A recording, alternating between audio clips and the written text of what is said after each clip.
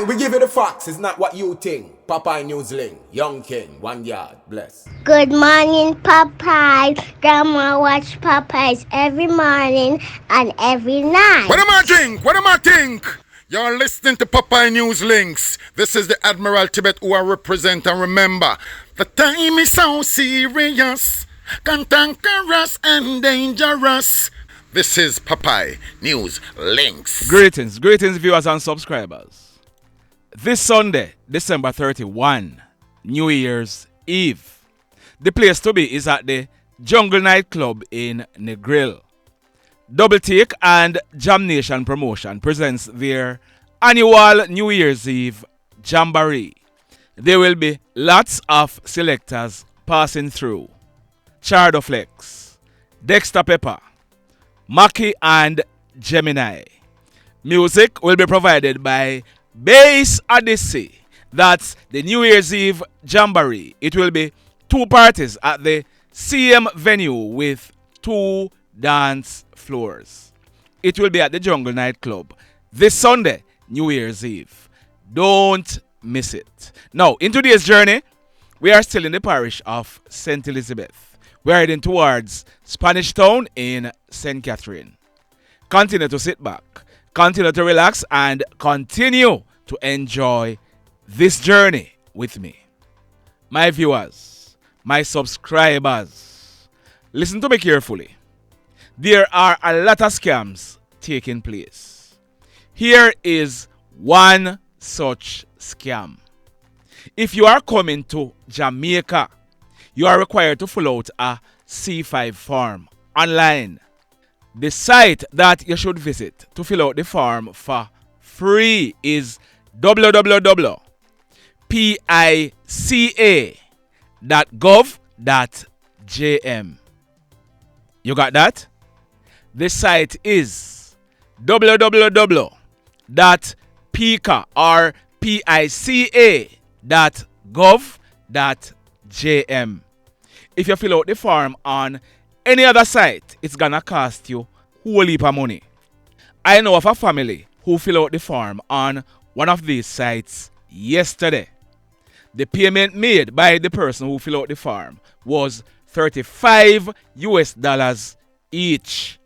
She used a Jamaican credit card. That $35 converted to 14,000 Jamaican dollars. So let's do the maths. 14,000 divided by 35 equal 400. So their conversion rate is 400 Jamaican dollars for 1 United States dollars. So the family, they were billed 14,000 times 4.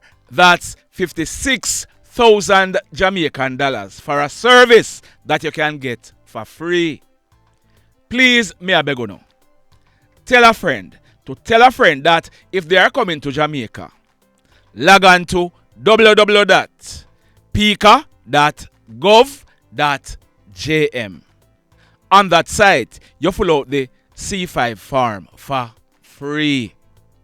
Got it? And talking about chopping, detectives at the Savannah Lamar CIB, they have arrested and charged that female for chopping over 1.1 million Jamaican dollars from a 58-year-old Westmoreland chef. Her name is Deborah Maye. She was born on July 31, 1987. She used to live at Seaton Crescent in the Savannah Lamar area, but she has now relocated to Kendall District in the Green Island Police area of Hanover. So, here are the allegations. Debbie, she owned a 3-bedroom board and concrete house at 117 Darling Street in Savannah Lamar, and she told persons that she was selling the house. The 58-year-old chef, he contacted Debbie and told her that he wanted the house to buy. Top chopper Debbie, she agreed. It is alleged that between March 30 and April 7 this year, the chef paid chopper Debbie a total of $135,500 Jamaican dollars. Chopper Debian, she gave the chef receipts for the payments. We are told that after a while, the chef could not find or contact Chopper Debian. As a result, he went to the house at 117 Darling Street only to see a man and his family occupying the house. The chef made inquiries and he was shown a receipt by the man, proving that he had paid Chopper Debian from last year December for the house.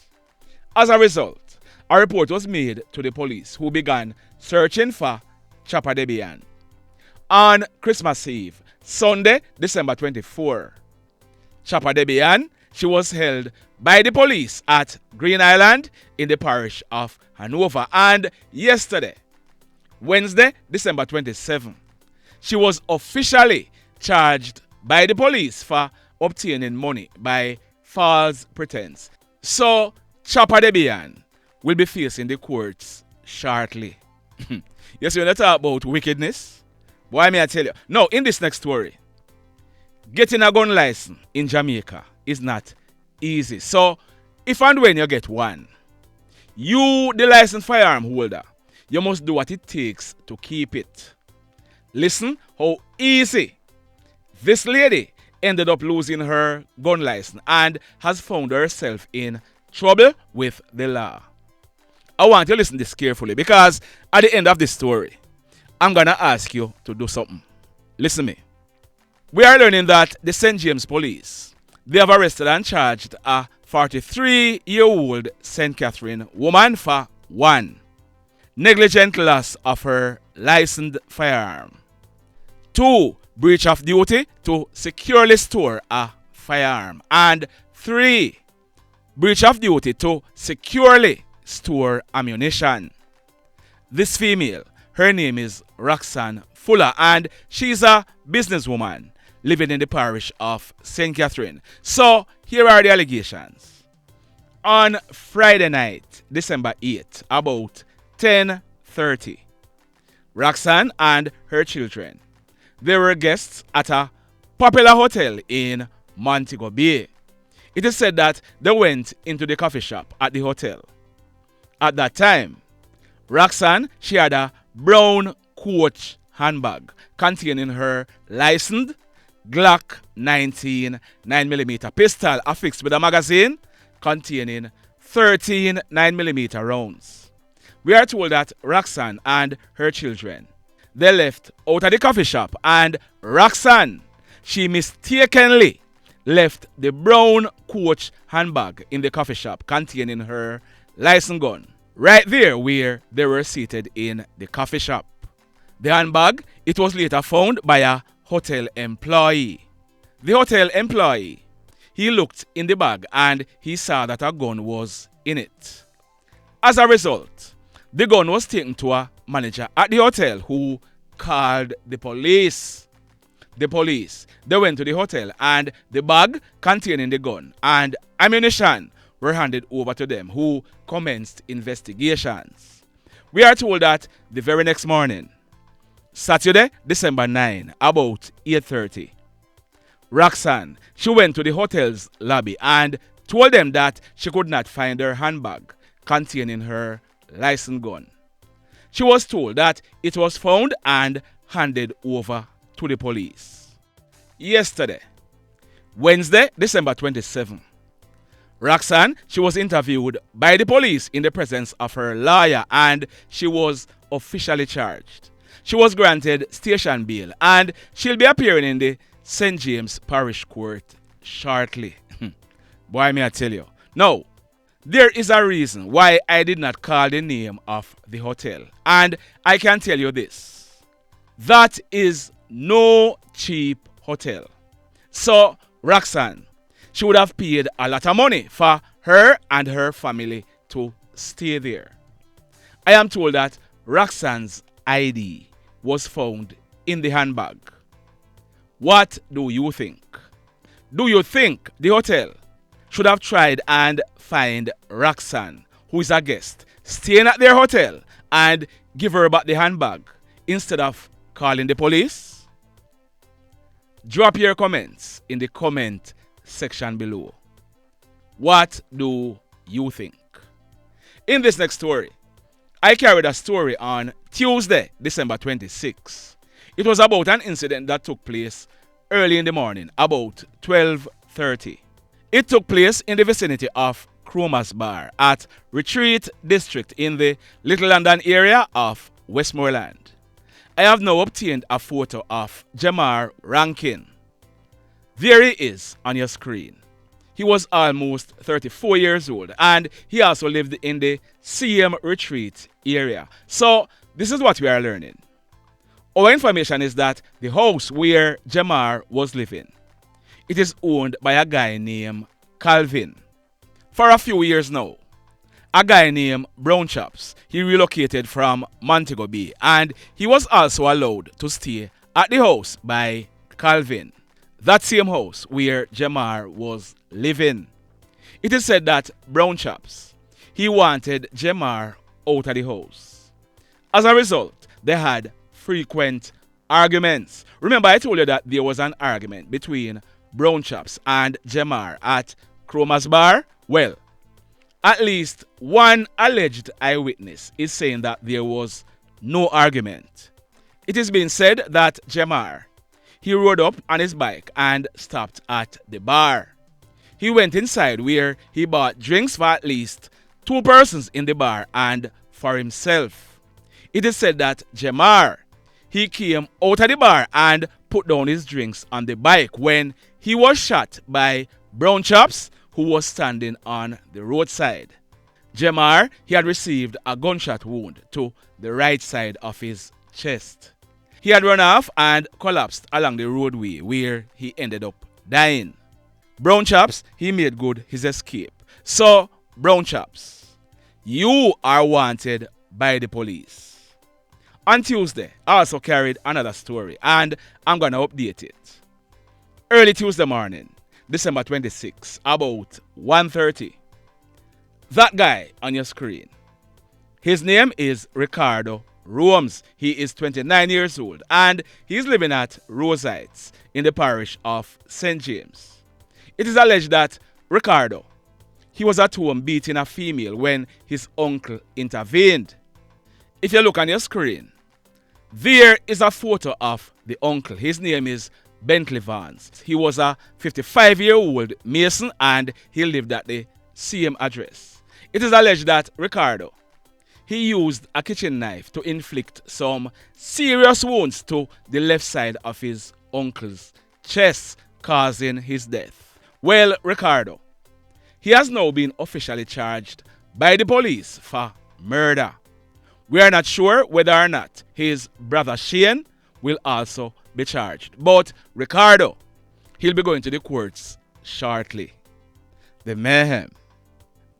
So let me ask you something. Let me ask you something.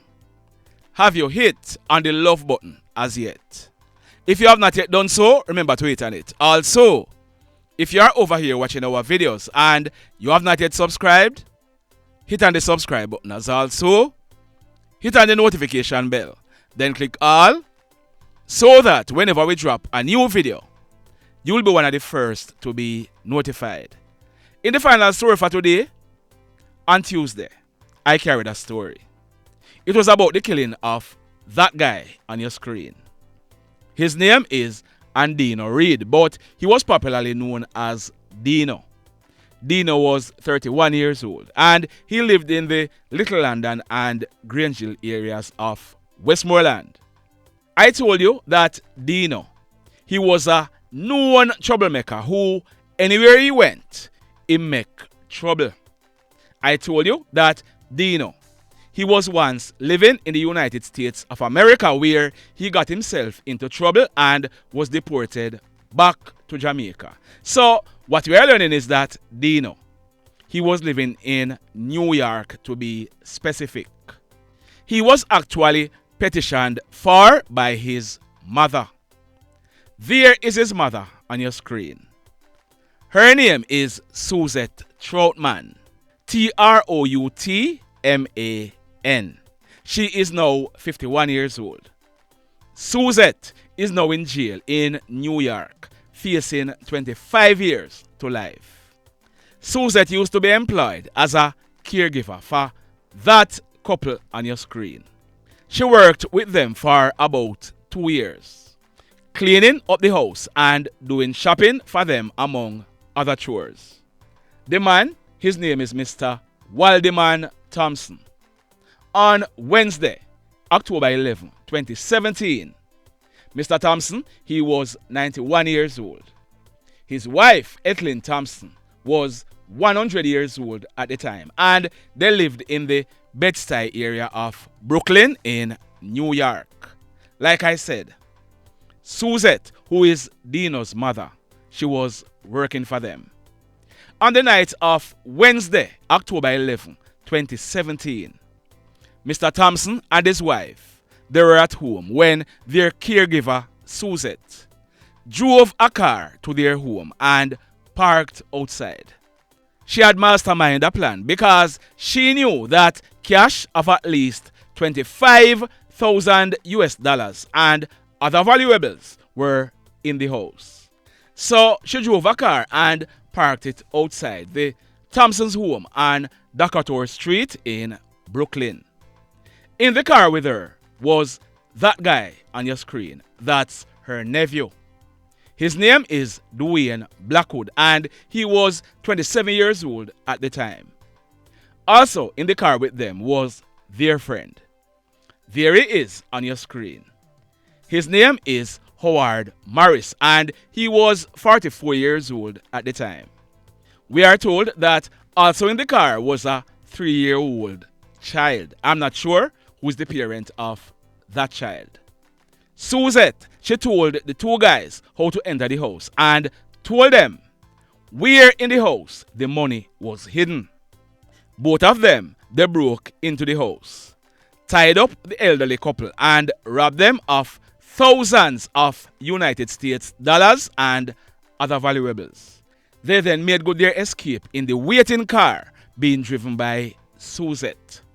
Mrs. Thompson, she managed to find the scissors and cut herself loose, and she was able to call the police. But by the time the cops arrived, Mr. Thompson, her husband, he was still tied up and was DEAD. An autopsy revealed that Mr. Thompson, he had died as a result of a heart attack. We are told that surveillance camera footage was obtained, and that was what the police used to track down the participants in this crime. Now, all three of them, they were charged for second-degree murder and other charges. I'm still trying to find out what's the status of the case presently, but like I said, Suzette Troutman is Andino Reid, also known as Deno's mother. As we told you before, Deno, he was a troublemaker. He was a thief, and he was everything bad that you could have think of. Well, Monday afternoon on Christmas Day, Deno, he was riding a bike along the Fullersfield main road in the parish of Westmoreland when two hoodlums rode up behind him on a bike. The pillion, he pulled a gun and opened gunfire, killing Deno on the spot. The hoodlums, they then made good their escape. We are told that when the news of Deno's death started spreading in the Little London and Grangeville areas, not a tear was shed. The mayhem continues. Blessed love, everybody. Tell a friend for tell a friend for tell a friend about Popeye Newslink and PNL Blog TV. Like, subscribe and share. Quicksilver sin if we just unite. What a country this will be if we just unite. Jamaica live in unity. If we just unite. What a country this will be if we just unite. Jamaica live in unity. Hey, crime it a mash up Jamaica. Criminals them a mash up Jamaica. Jamaicans mash up Jamaica. Oh Jamaica, me sweet Jamaica. Crime it a mash up Jamaica. Criminals them a mash up Jamaica. Jamaicans mash up Jamaica. Oh Jamaica, me sweet Jamaica. sunshine or rain. Jamaica, no problem, no pain. Rude boy them block out can't tame, but me want me country back. Give me country back. To the street and the lane, everybody them start complain. Bloodshed, what a shame, but me want me country back. Give me country back. Crime it a mash up Jamaica. Criminals them a mash up Jamaica. Jamaicans mash up Jamaica. Oh Jamaica, me sweet Jamaica. Crime it a mash up Jamaica. Criminals them a mash up Jamaica. Jamaicans mash up Jamaica. Oh Jamaica, me sweet Jamaica. Jamaica, the land of the sun. Jamaica become now the land of the gun. East and north and south when we turn. Country and town, man a pay blood a run. Murder, don't you baby me hear them a murder. Cut it out, tell them no gonna further. Man a dead like cans and bird, yeah. Who no listen them a word, yeah. Crime it a mash up Jamaica. Criminals them a